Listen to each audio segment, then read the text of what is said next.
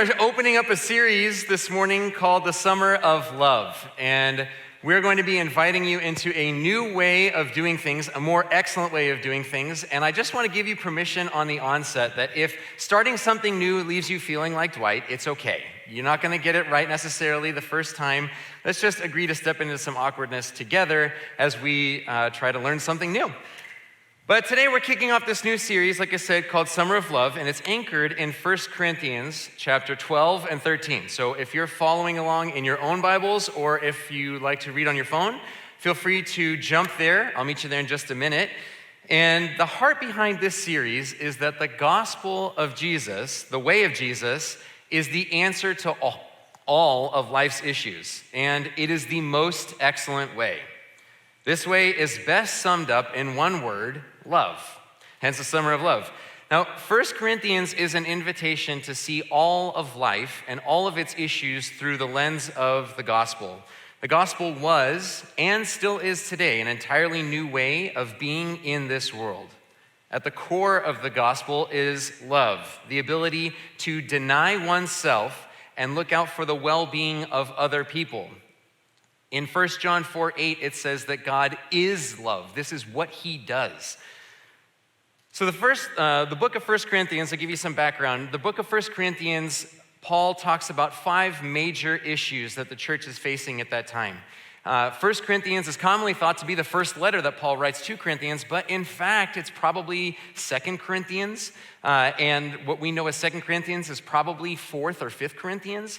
There were letters that were written back and forth between Paul and the Corinthian church because they had a lot of issues, and it actually makes sense that it would take more than one letter to do that. The reason we only have 2 is because those were the ones that were the best. It would be like if in the future the only Marvel Cinematic Universe movies that got saved were the ones that were good. You would absolutely find Infinity War and Endgame, and you probably would not find Thor 2.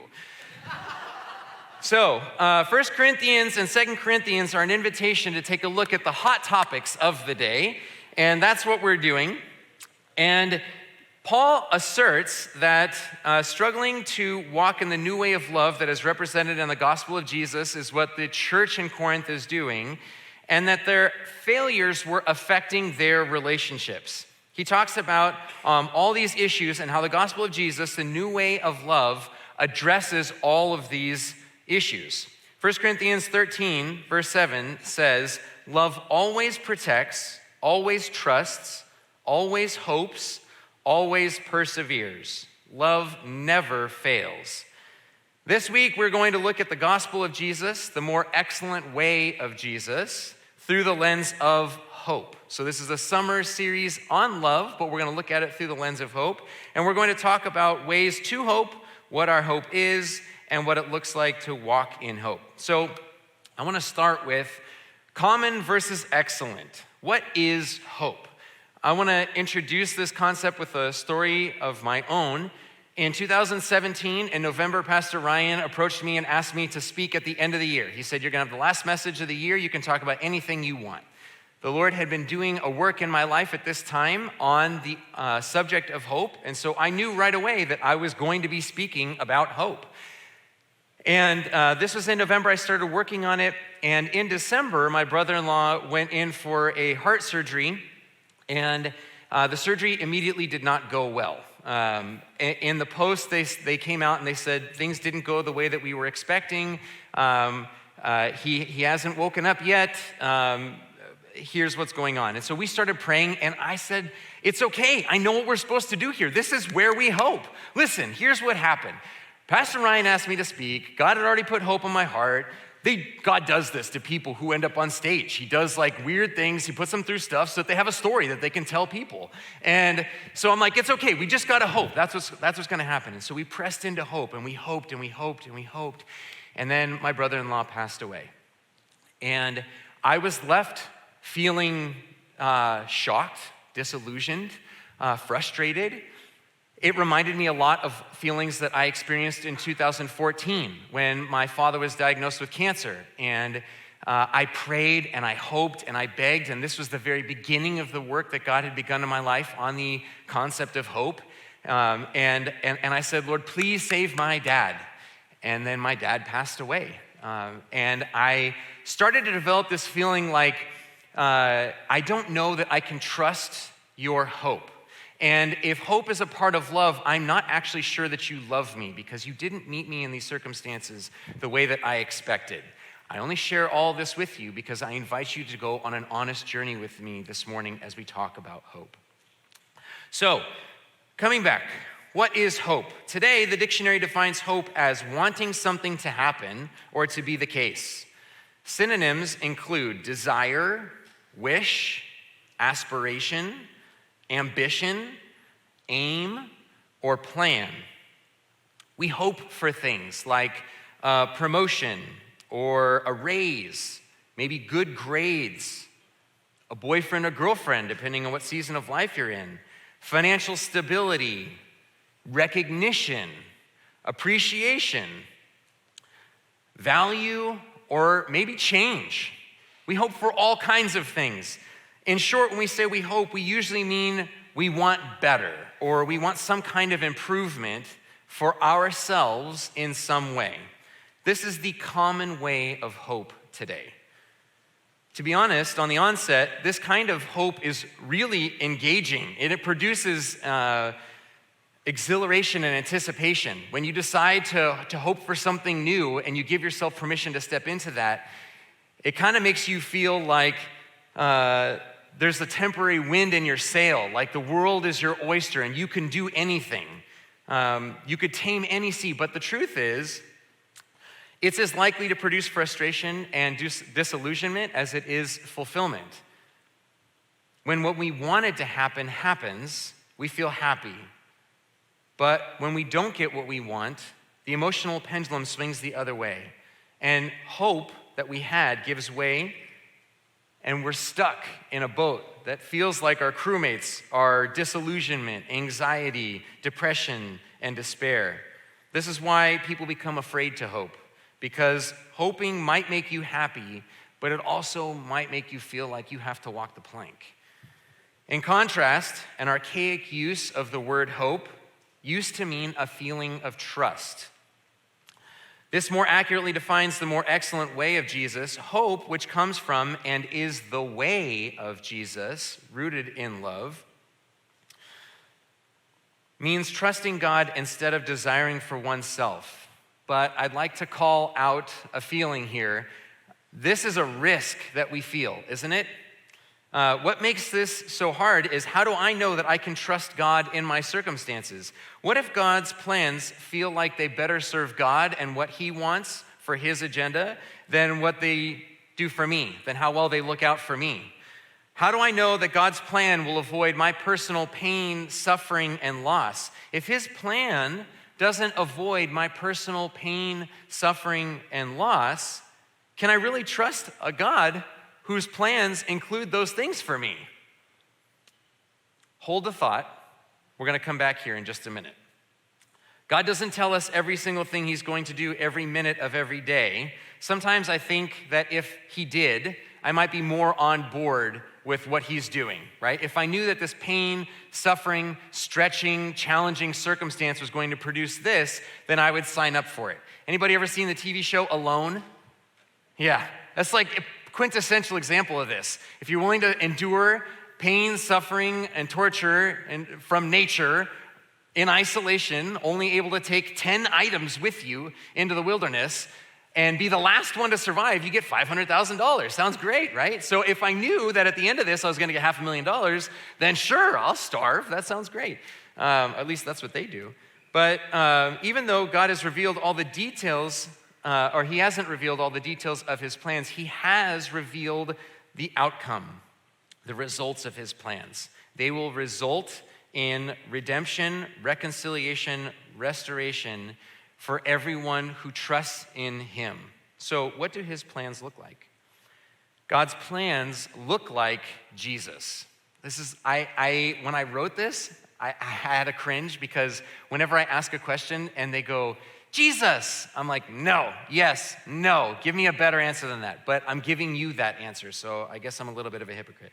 But John 12:44 says, and Jesus cried out and said, whoever believes in me believes not in me, but in Him who sent me. And whoever sees me sees him who sent me. I have come into the world as light, so that whoever believes in me may not remain in darkness. If anyone hears my words and does not keep them, I do not judge him, for I did not come into the world to judge the world, but to save the world. Jesus is the living hope that God has given us. Jesus' mission is to bring redemption, reconciliation, and restoration to everyone that hopes in him and to every circumstance that is brought under him. This mission is as much for our everyday circumstances, what you're going through right now, as it is for your eternity. I think one of the ways that the enemy likes to cheapen this hope is to say, yeah, that's great. At some point in the future, when I'm dead, that hope becomes active. But what does it do for me today? How does it change my reality right now? But it does. The crazy thing is, Jesus says all these things, right? Whoever believes in me sees the Father, I am the living hope, all these things. The very next thing he does, if you turn the page in John chapter 13, is he washes his disciples' feet. He washes the feet of the man who's about to betray him. Isn't that crazy? That's ridiculous. And he knew it. He knew that this guy was going to betray him. For Jesus, I think the temptation for a common hope would be, if I wash Judas's feet, it's hard to say, well enough, then maybe Judas will feel bad, and maybe Judas won't go through with his plan to betray me, and maybe I won't have to suffer, and I won't have to go to the cross, and I won't have to die, right? This is kind of how we step into God's plans or his invitation to us sometimes. Oh, God, I don't know exactly what it is that you're doing here. I don't know exactly how it's going to turn out, but how about we bargain? If I do this, and I do what you ask, and I step into it the way that you're calling me to, then you'll stop the bad things from happening to me, right? But Jesus knew that that wasn't going to happen.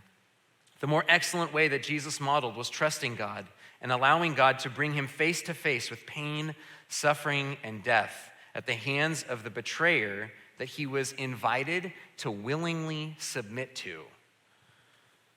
And here we are, back at the question we asked a few minutes ago. If God's plan doesn't avoid pain, suffering, and loss, how can I really trust a God whose plan includes these things for me?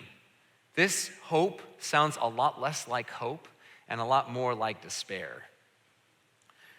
Well, of course, right? Jesus could do this. He's the Son of God. He's Jesus. He could do anything.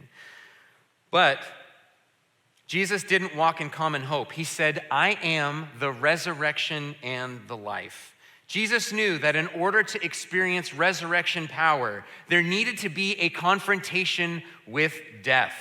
In this case, Jesus walked in resurrection power emotionally as he washed the feet of his betrayer before he walked in it physically out of the tomb. Jesus, he models hope for us. Jesus trusted God. He hoped in resurrection power instead of hoping for himself, instead of hoping for a better outcome or a change of circumstances that were more favorable for him. The common way of hope is to personally desire to measurably improve and insulate against things like pain, suffering, and death for oneself. A hope that maintains these things as the highest priority sounds and feels like a hope worth trusting in, doesn't it? The problem is, the moment pain, suffering, loss, or death reveal themselves again, that common way of hope has no power. And we are completely at the mercy of things like fear, anxiety, depression, and despair. In this way, common hope is a slave to emotional and physical death. Practically, common hope for redemption, reconciliation, and restoration today looks like, well, I won't do anything. And I hope that the problem just goes away, right? I can avoid it this way. If I don't do anything, I leave it alone, and maybe the problem will just go away. Or I won't talk to them, and I hope everything just blows over. My hope is in my ability to just kind of avoid all the yuck or the difficult pains or feelings. Or maybe you experience common hope on the other side of that coin. I'll treat them like they treated me, and I hope they learn their lesson. Instead of avoiding fear, you try and spook it. You try and intimidate fear, or you try and intimidate death to leave you alone. I'll respond with shock and awe, and I hope they never do this again. They never even think about doing this again, right? That's not actual victory. It's just my hope is that you never even think about something like this again. The more excellent way is to overcome death through resurrection power. And Jesus knew this. I can't get away without talking about Marvel, I'm sorry. But in Infinity War, Doctor Strange, he's one of the heroes in the story, and their arch nemesis, the villain, is the god of death. His name is Thanos, and he's trying to wipe out half the universe. He's literally the manifestation of death. And Doctor Strange has the ability to look forward in time. So he looks forward in time and he looks at every single scenario and he finds 14 million and change. And he comes back and they go, do we have hope? He's looking at 14 million different ways to hope. And he says, yeah, I went forward in time. I found 14 million of them. Do any of them result in us winning? Do any of them result in us having victory over death? Do any of them result in life? He says, only one. And for those of you who have seen the movie, you know what happens to Doctor Strange. Doctor Strange, in order to see that come about, has to lose his life for 5 years. In the first part of the story, Thanos wins. This god of death wins. He snaps his fingers and half of existence, half of all sentient life goes away, including Doctor Strange, the guy who presented the hope to these people. It's only when you get to the end of the story that you discover Doctor Strange comes back. They conquer death. Thanos gets defeated and everyone gets restored. If you can't find Jesus in Marvel, where do you find him? Hebrews chapter 2, verse 14, since therefore the children share in flesh and blood, he himself likewise partook of the same things, that through death he might destroy the one who has the power of death, that is, the devil, and deliver all those who through fear and death were subject to lifelong slavery. Here is the heart of God for you this morning. He wants to set you free from fear, from slavery to fear and death. The more excellent way of hope, of trust, like Jesus, looks like I trust that God cares about this, whatever it is that you're walking through right now. I trust God's plan of redemption, reconciliation, and restoration includes what I'm going through. I trust that even if God brings me face to face with pain, suffering, loss, or death in this circumstance, and even if those who are against me appear to win, these things do not get the final word. Christ, alive in me, has given me victory over death. So eternally, I will live forever. And today, I am no longer subject to a common hope that surrenders to fear, anxiety, depression, and despair. But I get to walk in a living hope that sacrificially, in the name of love, confronts death and transforms my circumstances through redemption, reconciliation, and restoration, because this is God's plan for me. This is what he wants for me. This is what he wants for you. Christ, alive in me, has given me victory over death. Years ago, I was working at a title company, and at this title company, I had a lot of favor. The Lord had, the Lord had just granted me with a lot of favor, and the manager loved me, my manager's manager loved me, I got called into things, I got given opportunities to start committees, to make things better in the office, and to pull people together who were super polarized and all kinds of stuff. I was only 24 at the time, so it's not like I had all the life experience in the world to offer that he would give me these kinds of opportunities. But one day, the Lord told me, I want you to leave. I want you to go embrace the call that I put on your life when you were 11. I want you to go be a youth pastor, and I want you to leave this place of promise and blessing. And I was like, what? No. Don't you understand? They like me here. I have value and affirmation. People are telling me I do a good job. They like me. They really, really like me. And the Lord's like, no, time's done. It's time for you to move on. And I had a real wrestling in my heart because the Lord was inviting me to hope in him. But I had a sure hope sitting right in front of me. My manager's manager pulled me aside a couple months earlier and said, Sean, here's my plans for you. My plans for you are to make you a title manager. Your base pay would be $100,000 a year. I'm 24 at the time. And that doesn't include the commissions and bonuses every month for different metrics that you can meet. And I just see big things for you in this company. This is the common hope that my manager laid out in front of me. It's so delicious, right? Because by this hope, I have the ability to insulate myself from all kinds of things. I have money, I have recognition, I have status, I have all kinds of these things I can use as barriers in my life to protect me from you or anything else that might want to do me harm. And I have a lot of barriers. I have a lot of things here now. So why would I give that up? What's the better hope that you have for me, God, that I would lay this hope down for that? But God knew that what I was hoping in was a common hope. It was a powerless hope. Because the reality is that hope just needed to be met with the right kind of pain, suffering, or death, and it would just evaporate, right? I have all the fame, status, power, money, whatever in the world, but now I'm sick, and it's a serious sickness. What is that good for? What does that help me with? Nothing. I'm lost. My hope has evaporated. It's one of many different ways that common hope evaporates.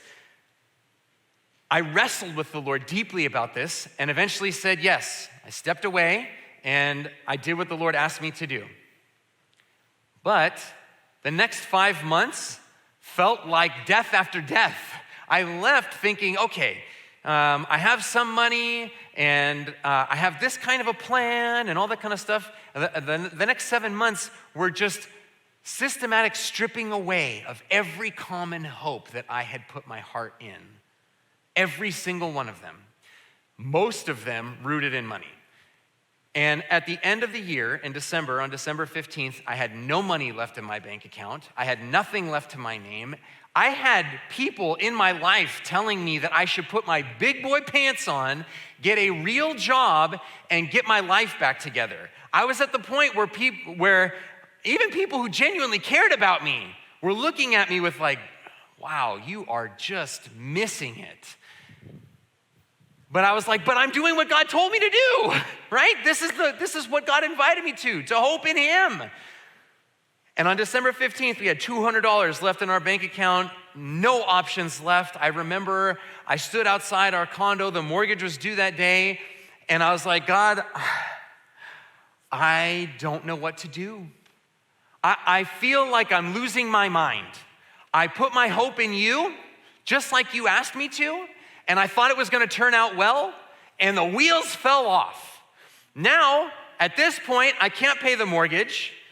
People that I love and care about are telling me that I'm irresponsible and that I'm not doing a good job being a husband. And where do I go from here? But I just want you to know, Lord, that this work that I feel like you are trying to do in me, to hope in you and nothing else, I'm willing to walk all the way to the edge of the cliff. I'm even willing to walk off if you tell me to. I'll do this. My hope stays in you. That day, $1,500 magically got deposited into our bank account from 2 refinances that they lost our address on, which if you know anything about refinance, it's a refinance. The address never changed. How could you possibly lose it? By the way, I worked for a title company. This is what they do. And a tax refund that just, we had a surplus, you didn't collect it, and so we just deposited it into your account. Whenever somebody tells this story, whenever you hear a speaker get to this part in the story, I always roll my eyes and they go, they are the most financially irresponsible people on the planet. Who loses track of $1,500? What an idiot. I can't even listen to this person anymore. That's how I respond inside. But I'm telling you, if this wasn't my story, I wouldn't have believed it. I keep track of everything, and there's no way I lost track of $1,500. But listen, God is God. He can do anything. And he did, and he does, and he will in your life. That was just the beginning of God turning things around in our life, in my circumstances. From that point on, my wife got a job working as a front office secretary, and I was like, great, well, we have some more income, but it's not even remotely going to fix our problem. But within 6 months, she was promoted to the office manager, and she was making more money than I was when I worked at the title company. And within 1 year, the Lord took me out of the land of common hope, and he planted me in the land of hoping in him. He rooted us deeply in him, and he replaced everything that had been taken away from us. I don't know what you're facing today. I don't know what it is that you're going through. I don't know what damaging assumptions have been made about you. I don't know what side of a divisive issue you've landed on that is affecting your relationships. I don't know who you've had a hard time communicating with that makes you feel like reconciliation with that person is impossible. I do know what Jesus promised in John 16:33. In the world, you will have tribulation, but take heart. I have overcome the world. The more excellent way of Jesus is love that is empowered to lay itself down and face emotional, relational, and even physical death. But in order to love like that, you have to be able to walk in a living hope. Be encouraged. Because if you're wondering how to reconcile these two things, maybe your head gets there first, but your heart is still like, hold on a second, I have some things. I relate. So do the disciples. They didn't understand what Jesus meant, and they got to live with him.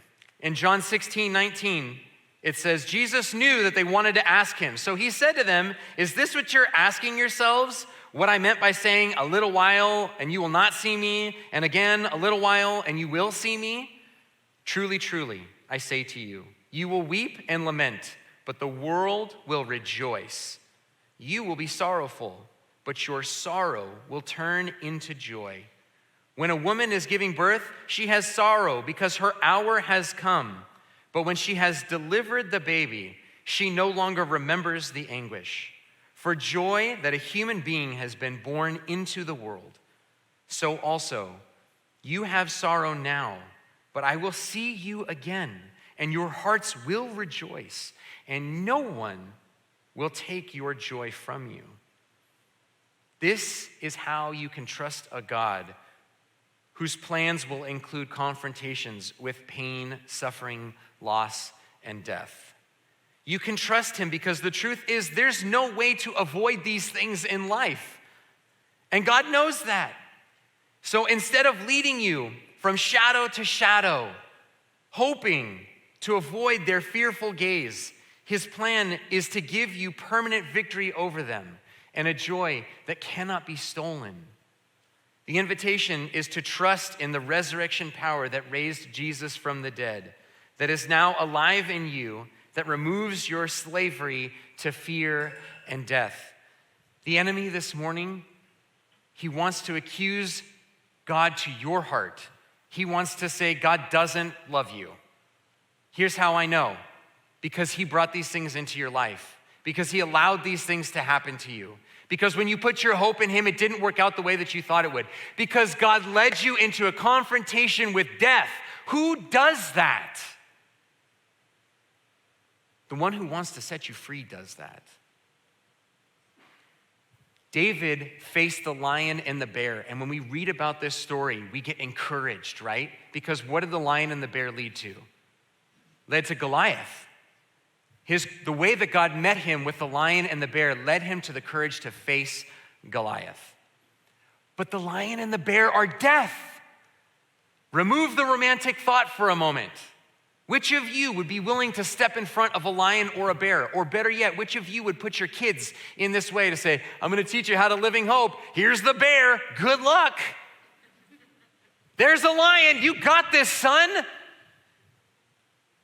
But this is what God does for us. And the enemy says, that's not love. And God says, it wouldn't be love if I didn't defeat death on your behalf. David experienced victory over death in these tangible things, and that's why when he met Goliath on the battlefield, he looked at him and said, I know who you defy. To everybody else, this sounds like a fair accusation. God doesn't love us because here you are, but I know who he is. Your voice is to be silenced in the name of my God. He gives me victory over death. Death doesn't scare me. And he goes on to win. This is the invitation for you this morning. Some of you have been settling for a common, powerless hope that short circuits your ability to love people like Jesus did. Even to wash the feet of the person who is about to betray them. This is, to be clear, the invitation. I am inviting you, the Lord is inviting you this morning to confront death. The way that looks is the way that we love the people around us. The way that we're willing to lay our lives down, to lay ourselves down for the betterment of other people. This is love. In the hopes that we get to walk in resurrection life, that death doesn't get the final word, that the love of God transforms the circumstances. I remind you, Jesus made the choice. He washed Judas's feet. It still resulted in Jesus' death. And on the cross, the first person to recognize Jesus was who he says he was, the first person to experience eternal life, was his enemy. You can't logic your way out of your circumstances. No common hope that you rest your heart in today is going to set you free. You're going to need to be able to confront death in yourself first. It will empower you to love the people in ways that you won't if your hope is rested in a common hope. Because you will constantly be avoiding fear and pain and suffering. And God says, no, I want to empower you to walk right through it. I'm going to give you victory on the other side, and I'm going to deposit inside of you a joy that no one will ever be able to take. I want to pray with you, and I want to invite you to submit your circumstances to the Lord, because I believe this morning the Lord wants to set you free. I believe the Lord wants to empower you to walk in a resurrection life, a hope that is rooted in this. Let's pray. Lord, thank you. Thank you that you give us victory over our circumstances. If I'm honest, I have been marinating in this for weeks. And my heart still jumps up into my throat when I think about walking in living hope, when I think about confronting pain, suffering, death, loss. I don't want to. I don't want to. I have before. And it felt terrible. I don't like it. I know, Jesus, you didn't enjoy it either. But for the joy set before you, you went and endured the cross on our behalf to bring resurrection life to the circumstances around us, for me. This morning, Lord, I invite you to transform me.